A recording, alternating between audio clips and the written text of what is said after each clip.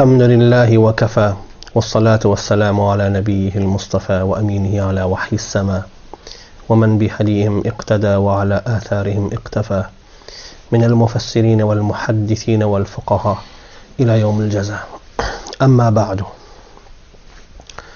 قال الله سبحانه وتعالى في محكم كتابه: فلو أن لنا كرة فنكون من المؤمنين. وقال تعالى: قال رب ارجعون لعلي أعمل صالحا فيما تركت كلا إنها كلمة هو قائلها ومن ورائهم برزخ إلى يوم يبعثون. صدق الله العظيم. Aziz muhterem Müslüman doğullar, umuman bir etiqadi ki bizim aralarımızda ba meyyit ölünden sonra Perşembe günler öyüne öğürülüp geliyor. Ya da bir zayıf bir asıl hadiste geliptir ki meyyit dünyadan qaydandan sonra şunun ruhi bir aylap öz qapısına geliyor. Kur'an'ın üsübünün, hadisin üsübünün, ulama-i ahnafın fiqhine göre aya şu qolun aslı asası var mı ya yok mu? Aya hakikaten ruh izni öğürülüp geliyor mu ya gelmiyor mu? Şun hakkında biraz bahsetmek gerekli. Önce şunu bilmeli. Ruh tenden çıkandan sonra şunun cayı nere var ya? Şunun mekanı istiqrarı nerede? Ulema-i kiram, muhaddisin azam şidadın hakkında muttefik ki Enbiya aleyhimussalatu vesselamın ruhi a'la illiyinne. İlliyin yan bir yer var. Şu illiyin yan yerde Enbiya aleyhisselamın ruhu olacak. Şuhadanın hakkında da geliptir ki şuhadanın ruhları ol bir adamı ki Huday üçün kılıç saçıptılar ve Hudayın yoluna şehit baktılar. Onun da ruhi bir cennetin içinde kuşların karnına olup cennetin içine seyredecekler. Ve yine de oğlada Müslümanların hakkında geliptir ki ol çağıları ki Müslümanın oğlanı şu dünyadan kaydıptırlar. Onun da cayı cennet olacak. Ahadisin yüzünden şu 3 saat sırahaten sabit buluptur. Bu üstünde hiçbir şahsın, hiçbir alemin, muhaddisin, fakihin davası yok. Ama umuma Müslümanlar, umuma mükellefin, umuma balık adamların hakkında bulan ruhların nerede müstakar oluyor? Bulan ruhlarının cayı nerede? Bu hakkında ulemaların muhtelif kelamları var. Bir yarım ulema deyiptir ki mükellefin adamlar, ol bir adamları ki mükellef balığa olupturlar. Bazı ulemalar etyer ki bula öz kabirlerine qalıyorlar. Şulan ruhları öz kabirlerine. Bazılar aytıptır ki kabirlerinden birime deferakte olacak bula. Bazılar aytıptır bir Cabiye diyen yer var. İbn Ömer radıyallahu anh deyiptir ki şu Cabiye diyen yerde olacak Müslümanın ruhi. Bazı bir qovlu var ki Çah Zemzem'in içinde olacak. Bu gurrinde var. Kuffarın hakkında geliyor. Kuffarın bir qol elbette şu aytyan qollamın hemmeti bir mu'tad bihi del. Keşin tutup da var ahi, şundan başka qol yok, şunun hemmeti doğru dediğimizde yöne fakat aqval aytyak ki şicre bir ruhun hakkında, ruhun cayının hakkında şicre bir qolla geliptir ki köpsini ulama rad ediptir şunun. Kuffarın hakkında geliyor ki kuffarın ruhi Hadramavt bir Yemen'de bir cayı var. Hadramavt diye bir yarım cengelle var. Şu cengellerin için bir cengellerde bir Barahut yani bir yer var. Kafirlerin ruhu diye şeyle de olacak diye. Bir qol bir de. Bir qolleşi ki asaman haftamda 7. tabaka asmanına bir bayda yani bir yer var. Bir bayda yani mekan var. Şununla olacak yani bir gurrun var. Hulasa şun hakkında şu akvalları Hafız ibn Hacer Asqalani rahmetullahi aleyhi zikrettir. Ama ulema şu qolun köpsün rad ediptir. Şulan hiç qayta qabil ihticaci da deyiptir. Köpsi. Ve Er-Ruh diyen kitabında İbn Qayyim el-Cevzi'de şu akval naql ediptir, var ediptir. Ve Şerh-ü Sudur diyen kitabında ki Allame Suyuti rahmetullahi aleyhi kitabı o qolları zikrettir ve şuları hemmeti rad ediptir.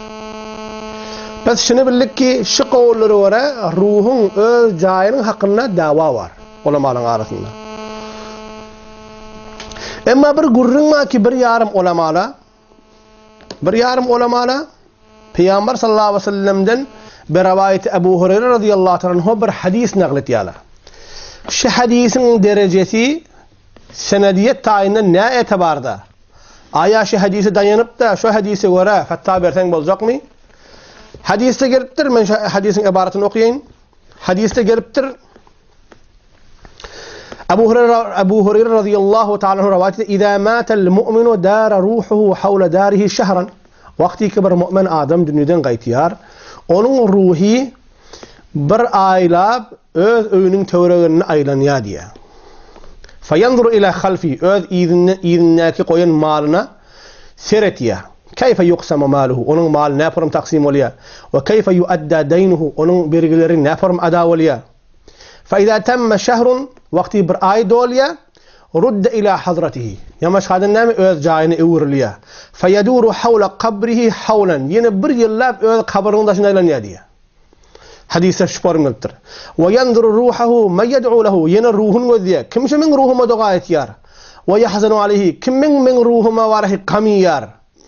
فإذا تم سنة وقت كبر يلدورير رفع إلى حيث يجمع الخلائق ثم قتر ليا بروحي يجمع الخلائق مخلوقات يغنيان يرنا إلى يوم ينفخ في الصور برغنا دنكي نعم قيامة كبرى والجق صور هكي صور إسرافيل لين بر أولقون بر شيپور بوق بار شل تا شل باراخي سيس بريانچا سيس دليانچا شو هذا والجق تبات يالا النشي بر حديثي كي شن حقنا علماء كلام ادبت الله شو آية شو حديثي كي من أقيد موشن ترجمة اتم شو حديثي قرأ آية روح برای لب ایزنه گلیامی آیا روح پنجشنبه گل قفا گلیامی öliyanak hantamadır Türkmenlik yala öliyanak hantama deyip dille peyşembe gün hükmen ona bir sadaka vermeli peyşembe gün hükmen ona sadaka vermeli ahun çağırmalı molla çağırmalı hulasa tapsan tapmasan da şuna harc etmeli şun hakkında Allame Leknevi rahmetullahi aleyh Allame Leknevi rahmetullahi aleyh şun hakkında itiyaki Mecmu'ul Fetava berhameşi hulasıl fetava Allame Leknevi meşhur adam برمجك من تنسق قوي علامة الأكنبي رحمة الله عليه برشخصيتي كي 39 yaşında dünyaya gittir. Benim hücrelerimde bir kitabı var benamı Hidayet, bir kitabı benamı Şerh Vakaya, bir kitabı var benamı Şerh Vakaya, Şerh Es-Saayediye, şulan hemmesini şu Mevlana Abdülhayy el-Leknevi rahmetullahi yazıttır. Yani eğer Şerh Vakaya'nı gelip biz düşünecek olsak hükmen ne etmeli? Şerh Vakaya Türkmen için okuduğun katlan biri. Şun haşiyesinde Allame Leknevi şerh yaptırır. Şol haşiye veren şol düşünülmeli. Şol yani düşünme antat etmekten çürüyüm. Ne ediptir? Allame Leknevi şol haşiye yazıptır. Hidayet de şeyle. Onun şol haşiye yazıptır. Yani şol şahsiyet ki tamam ulema Türkmen sara ve tamam ulema ahnaf hem mesela şunu kabul etiyorlar. Şunun üstünde dava yok.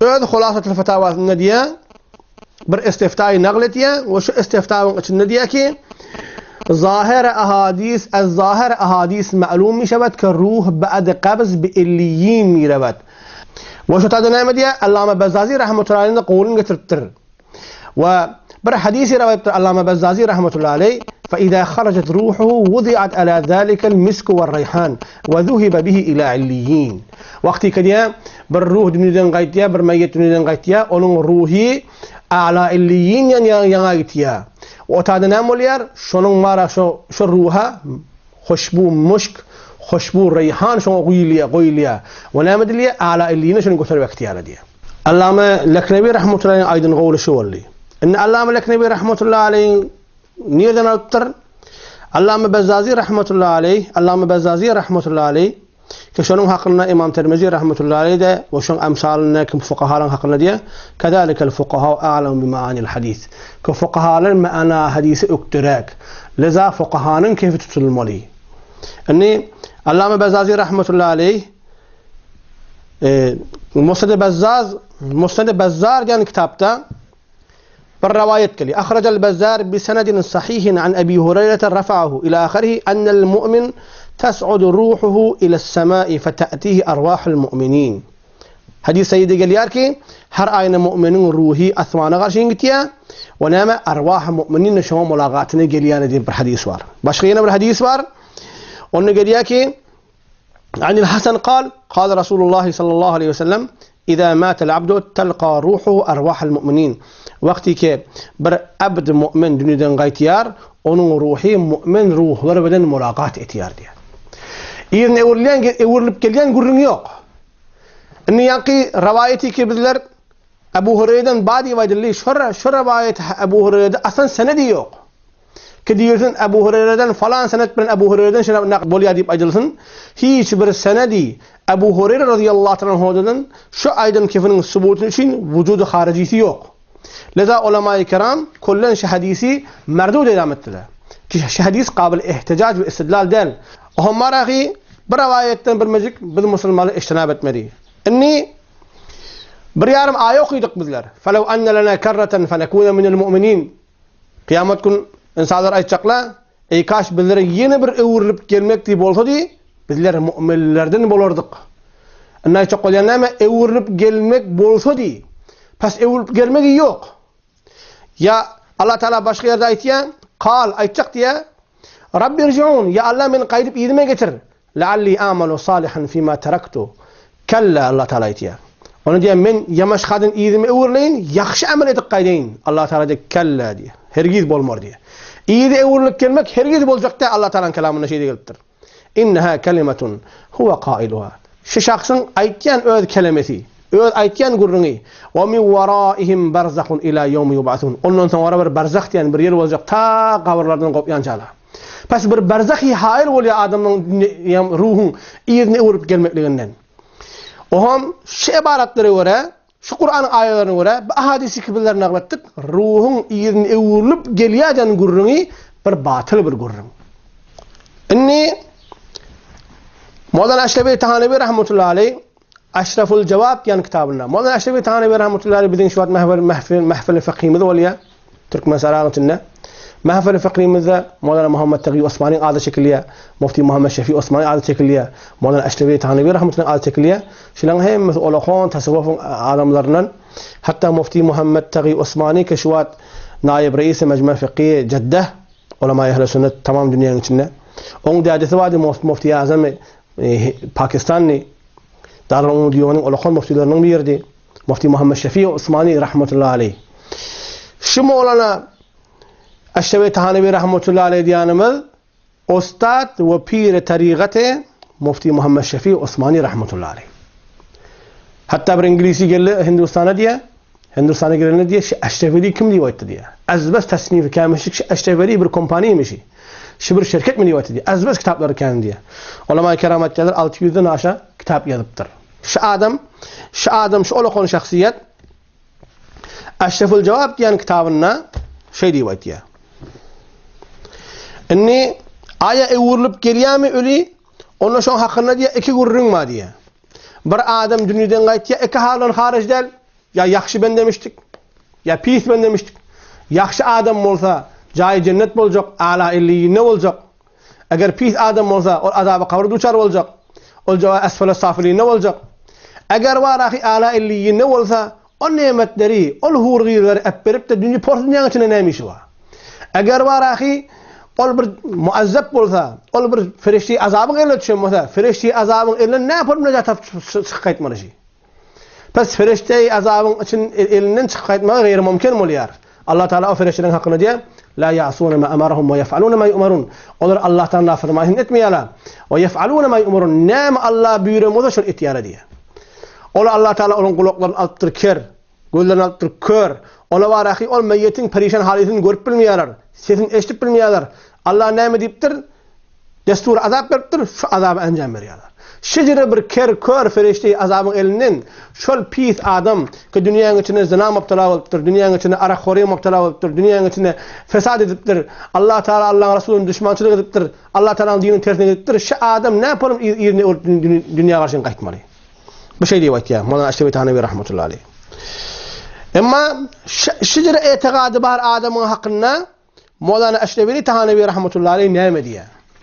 Mevlana Eşrefi Tahanevi rahmetullahi şecere itiqadlı adamın hakkında diye şu adam asi, günahkar ve mubtedi adam. Yani şeriatta yok daha döreden adam şu rivayet ya. Ve şu adamın boyunna lazım, vacip her kimin şecere itiqadı bağlasa ki ölü izne uğurluk geliyor yani itiqadı bağlasa şu adamın boyunna vacip ki şu tövbe etsin. Ve şu adam ne etsin? Şu olağan günahdan tövbe etsin. Şu adam asi adam, şu adam bid'ati adam rivayet ya. Inni aydılan delaili bilen işi belli oldu ki ruh izine uğrup gelen gurrun hemmeti bir batıl gurrun. Necir däşere döraptır? Elbette şayet bir yarım adamla kıyın görsün yöne şücre belli oluyor ki çon kadim zamanna az nazarı rızk ruzi bir adamla maziye demiştik. Hulasa ahullan eline cüsünü bırak kasmayamıştık. Hulasa şu ahullar öz qarlarını bir yarım pasak ahullar öz qarlarını doyuracak olup bir yarım pasak ahullar öz cüblerini dolduracak olup şücre etikadi adamdan arınca ediptiler. Ol bir ahullar iki ulema-i Rabbani demiştikler. Hulasa şücre etikadını her bir Müslümanın boyuna vacip ki şücre bir etikadını nemesin, perizesin ve öz kalbini şücre etikadını saflasın. Ve ahiru davan elhamdülillahi rabbil alemin.